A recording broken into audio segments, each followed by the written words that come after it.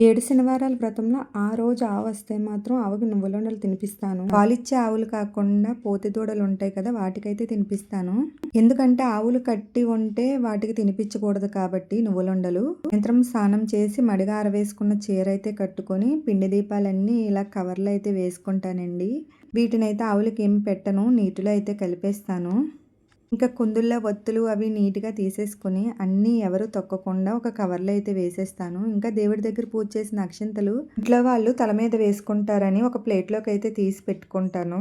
కుందులు తీసుకుని వాటిలో నూనె కానీ, నెయ్యి కానీ వేసి దాంట్లో 3 ఒత్తులు, ఇంకొక దాంట్లో 4 ఒత్తులు అయితే వేసుకుంటానండి. మొత్తం 7 ఒత్తులు వేయాలి కదా! 7 అగరవత్తులు కూడా వెలిగిస్తాను.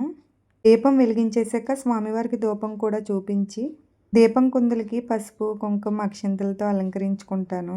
7 అరటిపళ్ళు కూడా నైవేద్యం పెట్టుకుని స్వామివారికి దీపం, ధూపం, నైవేద్యం తర్వాత నీరాజనంతో పూజ అయితే పూర్తి చేస్తాను. సాయంత్రం పూజ అయితే చాలా సింపుల్‌గా అయిపోతుందండి. ఉదయం పూజకైతే చాలా టైం అయితే పడుతుంది. పూజ పూర్తయిపోయాక కొద్దిసేపు గోవిందనామాలు చదువుకొని వెంకటేశ్వర స్వామి పాటలు పెట్టుకుని వింటూ, పాడుకుంటూ ఉంటాను. ఆ తర్వాత ఉపవాసం అయితే చెల్లిస్తానండి. ఈసారి పళ్ళు ఒకటి తినేసి ఉంటున్నాను. ఓం నమో వెంకటేశాయ.